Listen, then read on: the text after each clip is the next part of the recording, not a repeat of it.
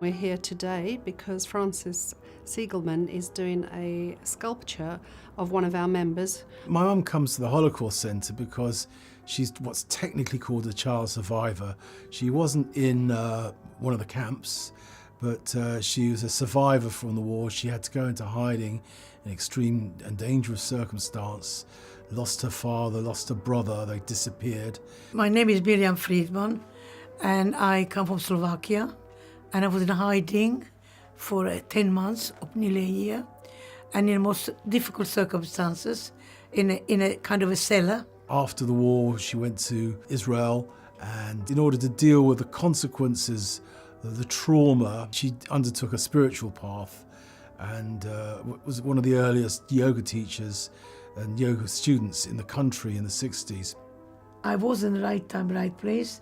Somebody asked my friend if she will go as the first representative of Israel to Northern Ireland. There I met my husband, who was in Abbey Theatre, and he was a very successful actor. And then we lived for a while in Dublin and went to London. But I had a longing, and my longing was unknown to me. I wanted truth, and I wanted God. And I never got it by religion. So I trained Sufi meditation, what was self-awareness and find yourself, and past doesn't count, live in and now. And I'm still doing it up till today.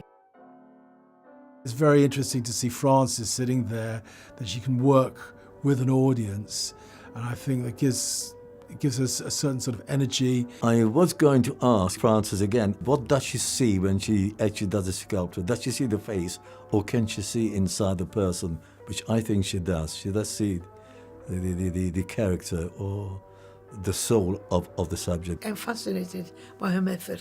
Somehow she works, the best comes when she got an audience. She loves an audience and she likes people talking in background, and she completely made her focus what she's doing.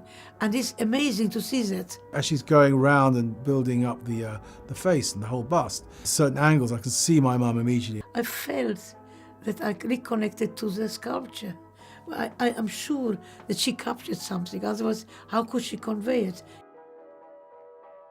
And for us, we work very closely with survivors, and they all know that they're aging and when people die, but they're not really scared of dying. What they're scared of is their legacy being forgotten. And what Frances is doing is creating part of that legacy. I feel she's doing a tremendous good work.